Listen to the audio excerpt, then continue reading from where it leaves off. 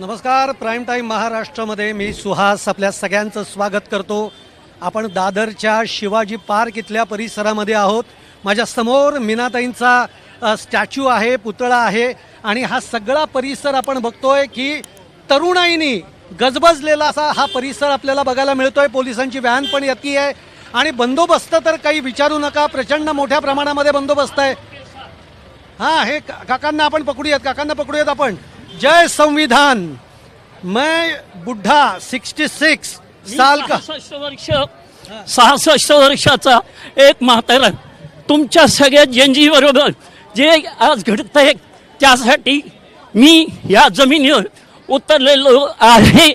66 वर्षाचा म्हातारा म्हणतोय, तरुण आहे. अहो, तरुणच आहे पण भाजपावाले म्हातारा म्हणतात. व्हिडिओ टाकतो तो म्हणतात हा मुसलमान आहे. भाजपाला राजीनामा द्यावा लागला प्रधानांचा. हो हो. आता काय झालं, जी होडी होती ना त्या होडीमध्ये 240 आणि सगळे आलेले बसले होते. त्याला एक खड्डा झाला. आता त्या खड्ड्यातून एक बाहेर पडलं. आता पटापटा सगळे पडतील आणि बोट बुडून जाईल. आता पटापटा सगळे पडतील, बोट बुडून जाईल. अरे म्हणजे 66 वर्षाचा एक तरुण आता आपल्याशी बोलला. आणि तुझं वय काय? 9. तुझं नाव काय? राविया सुद्धा या सगळ्या विजयोत्सवामध्ये सामील व्हायला आलेली आहे, बरोबर? का तू आलीस आणि तुझ्या बरोबर कोण आहे आता? माझी मम्मी. मम्मी आहे. आणि तू का आलीस मम्मी बरोबर? कारण इथे जे झालं ना प्रोटेस्ट वगैरे CJPचं आणि जे त्या कोण जेनजी लोकांबरोबर आहे त्यांना मी सपोर्ट करते. आणि एक मला स्टोरी सांगायची आहे. सांग ना, छोटी सी स्टोरी सांग. आओ मैं आपको एक कहानी बताती हूँ. आपको याद है गांधी जी के 3 बंदर थे. एक अंधा था, दूसरा बहरा था और तीसरा गूंगा था. आपको पता है वो गांधी जी तो चले गए और वो बंदर इधर ही रह गए. पता है वो कौन है? पहला कानून जिसे अभी कुछ दिखाई नहीं दे रहा है, दूसरा सरकार जिसे अभी कुछ सुनाई नहीं दे रहा है और चौथा मीडिया जिसे अभी कुछ बोला नहीं जा रहा है. सच तो हम तो बोलेंगे इनकलाब जिंदाबाद. क्या बात है. तिने या 2 मिनिटांमध्ये खरं तर काय त्या 3 माकडांची कथा आहे ती तिने एका मिनिटामध्ये सांगितली आहे आणि खरी आहे. पण तरी मीडिया तुझ्यापर्यंत पोहोचला हे लक्षात ठेव. आहे की नाही? येस. हे तुला पिक्चर कालच लॉ केलं जिथे अभिजित सरांचा मेसेज आला की तुम्ही पोस्टर असं बनवा. तर तिने स्टेटस ठेवू शकत नाही बिकॉज ती मोबाईल तुम्ही वाचत असाल कदाचित, why is BJP sacred for cockroaches, scared for cockroaches, अशा पद्धतीने तिथे तिने लिहिलेलं आहे. आणि बघा म्हणजे छोटी मुलगी या सगळ्या विजयोत्सवामध्ये आंदोलनामध्ये सहभागी व्हायला आलेली आहे आणि ती सुद्धा एक मेसेज या सगळ्या देशवासियांना देते. आणि ती 3 माकडांची कथा खूप छान सांगितली. मस्त. त्या दिवशी फर्स्ट टाइम जेव्हा आंदोलन झालेलं 16 तारखेला जंतर आपल्या ह्याच्यावर आझाद मैदानावर, तिथेही तिने व्हिडिओ एक पोएम बोललेली बलात्कारवर आणि ती खूप व्हायरल झाली आहे.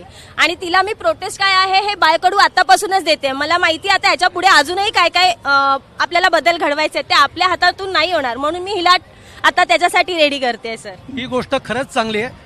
पुढचा काळ काय आहे, आज तर एवढ्या सगळ्या गोष्टींचा उत्मात माजलेला आहे. असं असताना पुढची जी तरुण पिढी आहे तिने सुद्धा काही गोष्टींची काळजी घ्यायला पाहिजे असं यांना वाटतंय, या फॅमिलीला वाटतंय. आणि ही फॅमिली संपूर्ण इथे आलेली आहे.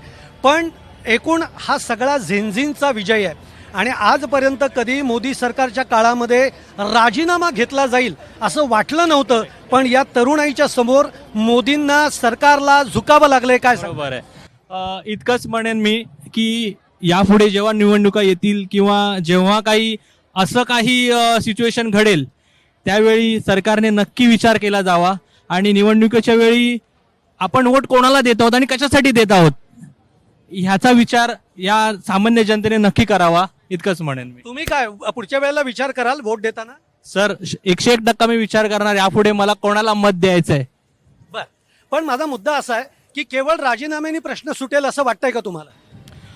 प्रश्न सुटायला हवा. इतकं सगळं जे काही चाललंय ह्या गेल्या 2 महिन्यापासून मी बघतोय की हा प्रश्न सुटायला हवा. आणि ऍक्च्युली जे गरजेचं आहे ते घडायला हवं. यांचं म्हणणं आहे की आता याच्या पुढच्या काळामध्ये विचार व्हायला पाहिजे आपण जेव्हा वोटिंग करताना. पण मुद्दा पुन्हा असा आहे, म्हणजे एक गोष्ट झाली की या तरुणाईची ताकद या देशाला दिसली आहे. मोदी सरकारला झुकावं लागलं. 2001 पासून आतापर्यंत राजीनामे वगैरे कधी झाले नाहीत, पण या तरुणाईच्या लाटेपुढे ते झालेले आहेत. पण राजीनाम्याने प्रश्न सुटणार आहे का, हा मुद्दा आहे. राजीनाम्याने सुटण्यापेक्षा शिक्षण पद्धती बदलणं ही फार महत्वाचं आहे. शिक्षण पद्धती बदलणं का महत्वाचं आहे? ही जी शाळा आहे ना, इथे मी शिकलो आहे, बरोबर आहे. आमच्या वेळी जेव्हा मेडिकलला ऍडमिशन होती तेव्हा मेडिकलला ऍडमिशन होती तेव्हा PCB किंवा PCM इंजिनिअरिंग मेडिकल ह्याच्यात बरीचशी ट्रान्सपरन्सी होती, बरोबर आहे. स्टेट लेवलवरनं सेंट्रलला जेव्हा गेलं त्यावेळी बरंचसं एक्सपेरिमेंटल बेसिसवर बऱ्याचशा मिस्टेक्स झाल्या. नो डाऊट इम्प्रूव्हमेंट होईल पुढे, ॲग्री. पण इन बिटवीन ज्या विद्यार्थ्यांचं नुकसान होत आहे त्यांना आयुष्यभर ते भोगावं लागेल. हां, एक उत्स्फूर्तपणे मला सांगायचं आहे की आता वोटिंग जेनजीच्याच हातात येणार आहे, तर तुम्ही लक्ष ठेवून कार्य करा. जैनींच्या हातामध्ये वोटिंग येईल. पण मुद्दा असा आहे की आता प्रधानता बदलले, त्यांच्या जागी आता जोशी आलेले आहेत. नवीन त्यांनी अधिभार स्वीकारलेला आहे सगळा. या बदलाने जो प्रश्न आहे मूळ की पेपर फुटतोय, पेपरच्या तपासणीमध्ये घोटाळे होत आहेत, हे बंद होण्यासाठी कोणी बोलत नाहीये की त्याच्यावर काय व्हायला पाहिजे. नाही त्याच्यावर आता म्हणजे कसं आहे, मी तुम्हाला पहिलंच सांगितलं की शिक्षण पद्धती जी आहे, म्हणजे काही आपण ॲडमिशन प्रोसेस जो आहे किंवा competitive exam like CET, medical, NEET, whatever, पण त्याचा ॲडव्हान्समध्ये आणि बरंचसं मी ऐकलं की outsourcing they are capable. I don't think they are capable, right. तुम्ही रिस्पॉन्सिबिलिटी जे एक्झाम घेतात त्यांनी ती घेतली पाहिजे आणि जे पेपर्स आहेत लाईक ते एवढं कॉन्फिडेन्शियल ठेवलं पाहिजे की त्या स्टुडंट्सचं नुकसान नाही झालं पाहिजे. हां, आणि हे जे सर्व घडतंय हे फक्त स्टुडंट्सचं नुकसान आहे. आणि असं नाही आहे की नीट आहे, बाकीच्या एक्झाम्समध्ये पण पेपर फुटी झाली आहे. जे शिक्षक वर्षानुवर्ष काम करत आहेत त्यांना एक्झाम देण्यात आली, ते पण पेपर फोडण्यात आले. हां, आणि हा जो प्रकार आहे ना, ह्याच्यावर काहीतरी सोल्युशन निघणं फार फार महत्त्वाचं आहे.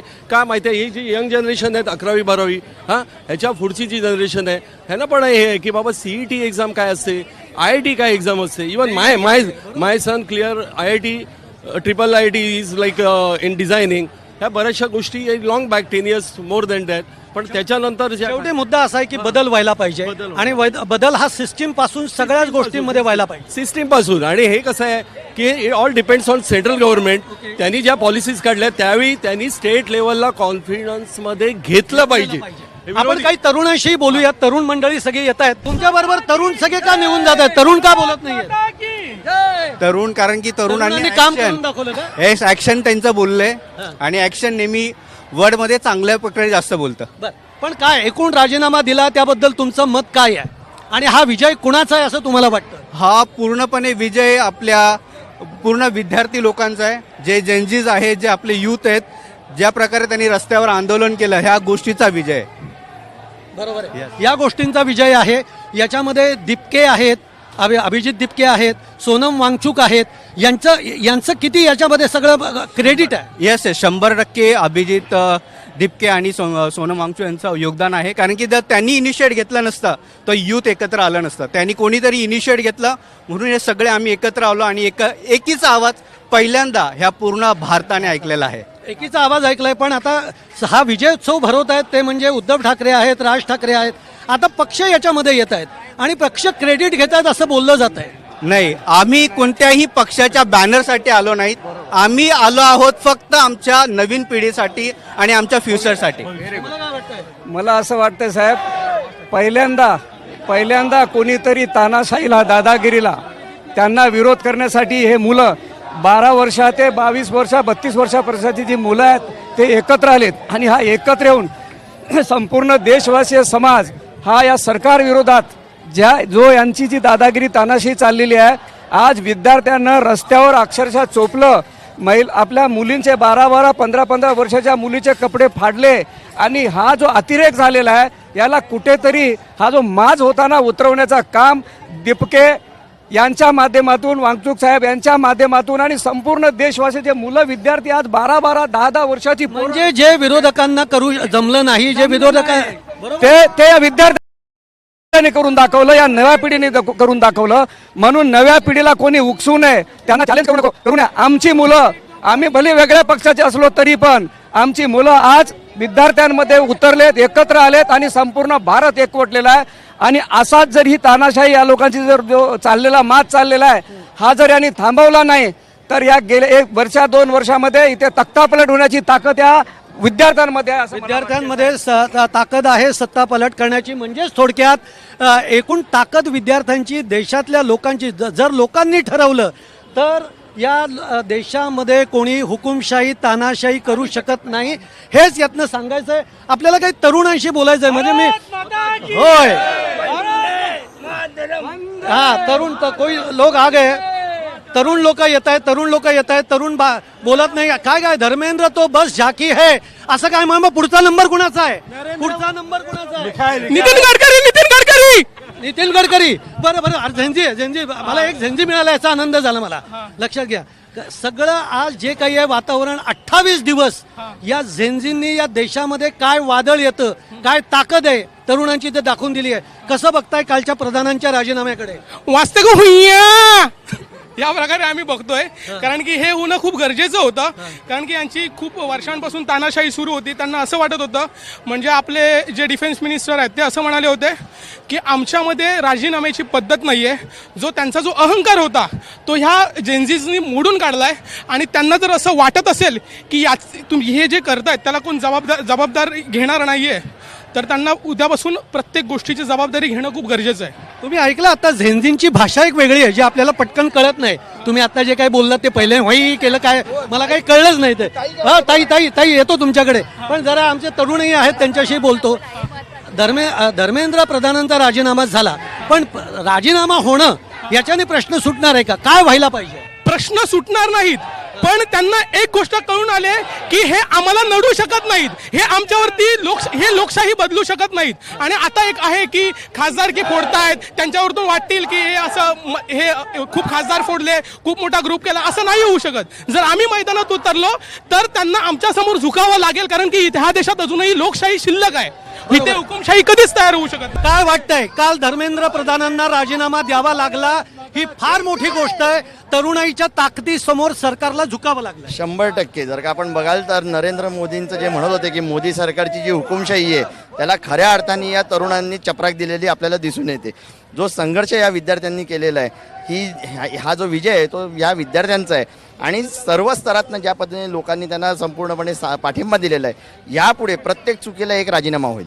म्हणजे पण राजीनामा घेणं हे सोल्युशन ठरेल का? नाही, नक्की. तुम्हाला बघा कसं आहे, जोपर्यंत ते धाक बसत नाही लोकांमध्ये, ती जी दहशत होती ती दहशत आता गायब झालेली आहे. घराघरामधनं लोक ह्याचा विरोध करतायत. ज्या चुकीच्या गोष्टी झाल्यात त्या आता लोक बोलून दाखवत आहेत. यापुढे सरकारला देखील 10 वेळा विचार करावा लागेल एखादी चूक करताना, आणि ती जर का केली तर राजीनामाशिवाय पर्याय नाही. आज या देशामध्ये 122-23 पक्ष असे आहेत की जे विरोधी पक्षामधले आहेत, त्यांना एवढी ताकद दाखवता आली नाही, पण ती तरुणांनी दाखवली आणि तरुणांनी सरकारला झुकवलं.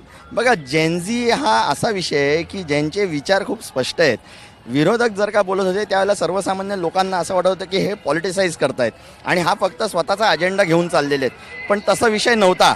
ज्या वेळेला विरोधक बोलत होते तो सर्वसामान्यांच्या हिताचा, या देशाच्या हिताचा होता. पण बघण्याचा दृष्टिकोन वेगळा होता की हे पॉलिटिसाइज होत आहे का. पण आता जेव्हा सर्वसामान्य लोक आणि त्याचबरोबर विद्यार्थ्यांच्या माध्यमातून हे जेव्हा होत आहे, तेव्हा विद्यार्थ्यांचा कोणताही छुपा अजेंडा नाही. ते जे म्हणतात ते येणाऱ्या पुढच्या भविष्यासाठी, उज्ज्वल भविष्यासाठी लढतायत. आणि त्याला म्हणून सर्व पक्षीय जे विरोधक आहेत त्यांनीच पाठिंबा दिला. हा मुद्दा का झाला तर राहुल गांधींनी एक वेगळं आंदोलन सुरू केलं.